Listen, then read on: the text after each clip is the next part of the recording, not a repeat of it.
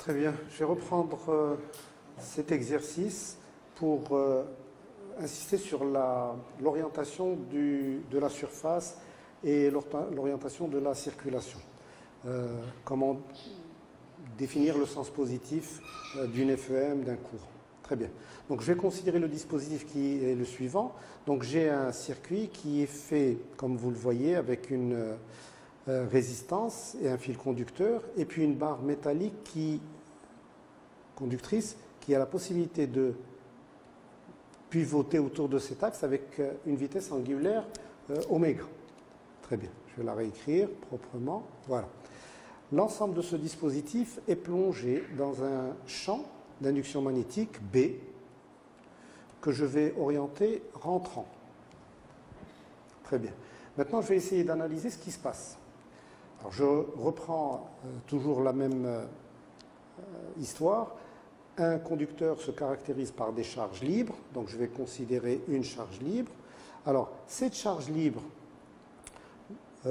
Q, ici, cette charge libre va forcément se déplacer en même temps que la barre conductrice se déplace, et donc pivote autour de cet axe-là. Et donc, elle va être animée d'une certaine vitesse V ici. Alors, la charge Q en mouvement dans un champ magnétique B soumise à la force magnétique qu'on appelle de Lorentz, qui s'exprime QV vectoriel B. Et donc, je rappelle que la charge Q est une charge négative, puisque ce sont les électrons qui assurent la conduction dans les matériaux conducteurs. Et dans ce cas-là, le produit vectoriel V vectoriel B que je vais décomposer en V, c'est ρ oméga E phi, et B, c'est moins B E Z, et donc le produit vectoriel V vectoriel B sera égal à ρ oméga fois B, alors avec le signe moins, que je vais mettre devant, E phi vectoriel EZ. Et E phi vectoriel EZ, ça, ce n'est autre que euro. Très bien. Et donc, nous constatons que la force magnétique M sera égale, alors le signe moins sera compensé par le signe de la charge, et donc on va avoir E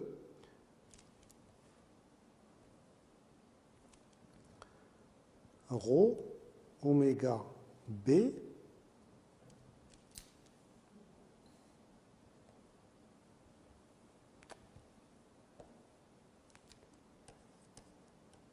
euro.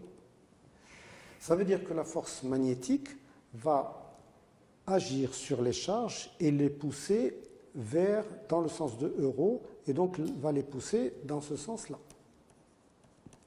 Voilà le sens de la force magnétique. Maintenant, puisque le circuit est fermé, donc je vais avoir un déplacement des charges le long du circuit. Et donc, ce qui va conduire à un courant d'intensité induit, un courant qui va être en signe opposé au déplacement des charges. Donc voilà le courant induit qui va apparaître du fait du déplacement des charges. Très bien. Maintenant, ce qui nous intéresse et qui est l'objet de cet exercice, ou de rappeler cet exercice, c'est de voir l'étude du signe de l'AFEM. Puisque vous le savez, l'AFEM peut être calculée de deux manières. On peut la calculer à partir de la circulation du champ électromoteur, ou alors en utilisant la loi de Faraday, E moins dφ sur dt.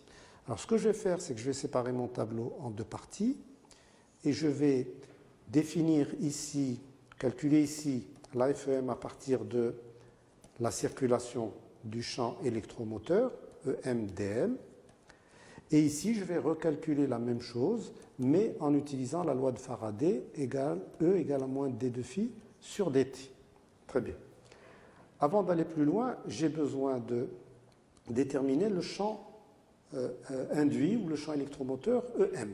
Alors pour ça, très simple, le champ électromoteur, vous savez, c'est cette expression-là qu'on a déjà calculée. Donc EM, je vais le mettre là, égale V vectoriel B. On l'a calculé un peu plus haut, et donc c'est en fait moins rho oméga B euro. Donc voilà le champ électromoteur. Je vais le représenter ici au niveau de ma barre conductrice. Et donc le champ électromoteur est orienté comme ceci, EM. Très bien. Maintenant, je calcule mon intégrale et vous voyez que, alors je rappelle une fois, même si mon intégrale est une circulation fermée, c'est-à-dire le long de tout le contour où circule le courant électrique, elle est limitée à la barre conductrice parce que c'est le siège de l'induction se fait uniquement au niveau de la barre. Ailleurs, c'est simplement une conduction de courant ordinaire. Et donc, ça va se limiter à faire circuler le champ électromoteur sur la barre entre 0 et L, si L est la longueur de cette barre. Et donc, je vais remplacer E1 par son expression. Donc, ça me fera moins rho oméga B euro scalaire dl. Alors, dl,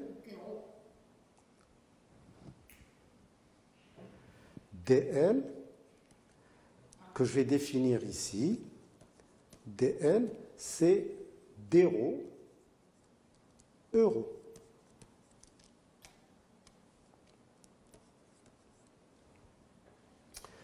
Et donc, je vais avoir moins rho oméga B d'rho. J'intègre, je le rappelle, entre 0 et L parce que la barre seule est siège de l'induction. Et donc, je vais avoir moins, alors, rho carré sur 2 oméga B entre 0 et L, ce qui me donne moins L carré sur 2 oméga fois B. Donc voici la FEM définie pour l'instant. Maintenant, si je regarde le courant I qui est qui est généré par cette FEM, nous avons la loi d'Ohm qui nous dit E égale à RI. R étant la résistance interne du circuit. Et donc, I se déduit directement de la FEM induite qu'on vient de calculer par cette relation. Et donc, elle est négative, moins L carré sur 2R oméga B. Maintenant, le signe de ce courant, il est négatif. Il est négatif par rapport à quoi? Par rapport à l'orientation qu'on vient de définir, qui est donnée par l'orientation de dl, puisqu'on a choisi un élément de conducteur, on a fait circuler le long de ce conducteur, et donc l'orientation s'est faite selon dl, qui est comme ceci, et donc vous voyez que dl va conduire à circuler dans ce sens-là. Et donc, comme vous le voyez, le sens de I est bien opposé au sens d'orientation du circuit que l'on a défini par cette intégrale. Donc, ce qui est parfaitement logique avec ce qu'on a obtenu. Maintenant, on va voir l'autre façon de calculer la FEM à partir de la variation du flux. Alors, je rappelle que le flux n'est autre que l'intégrale double de B à travers une surface. Et donc, pareil, la surface que je vais considérer ici, si vous voulez, je vais reprendre légèrement le schéma ici, juste pour montrer ce que je vais pouvoir faire, ou alors je vais le faire directement sur la figure. Donc, en fait, je vais considérer une autre position de la barre qui va générer un déplacement élémentaire déφi. D'accord? Donc, l'angle déφi que je vais considérer comme étant le déplacement élémentaire. Alors maintenant, la FEM induite, E, égale à moins D sur dt de l'intégrale double de BDS. Alors, B, il est défini, puisque c'est moins BEZ, il nous reste DS. Alors, B, c'est moins BEZ, et DS, ben, je vais le définir moi-même. Alors, supposons que je prenne DS orienté comme ceci, DS, EZ.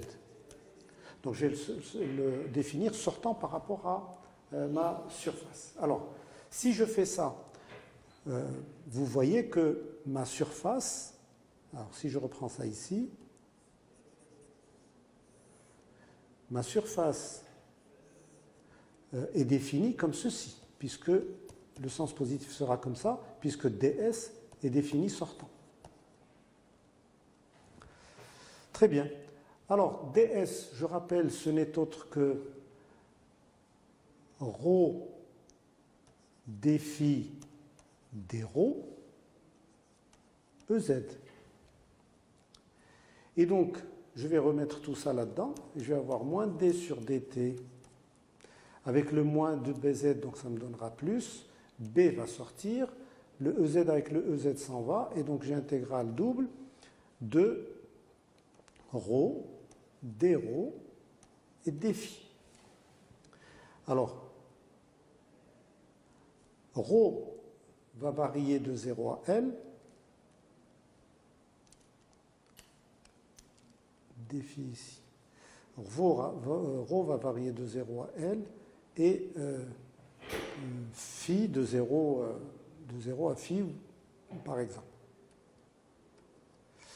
Ce qui me donne d sur dt de b,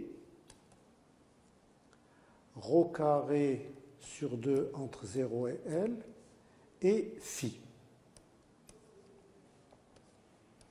B étant constant, L étant constant, donc ceci me donne B L carré sur 2, D de phi sur dt. Et D de phi sur dt, sachant que phi, or phi égale à oméga t. Donc d de phi sur dt n'est autre que oméga dt sur dt, donc B, ceci me donnera B L carré sur 2 oméga. Toujours pareil, si je veux définir le sens du courant, je vais avoir la loi d'Ohm qui me donne la même chose, I égale à E sur R, et donc ce sera égal à B L carré sur 2R oméga. On retrouve exactement la même expression, mais de signe contraire. Pourquoi? Tout simplement parce que l'orientation de la surface que nous avons définie ici, rappelez-vous, le signe positif de l'orientation de la surface est comme ceci. Comme le courant est orienté comme ceci, vous voyez que le courant est positif par rapport à cette orientation.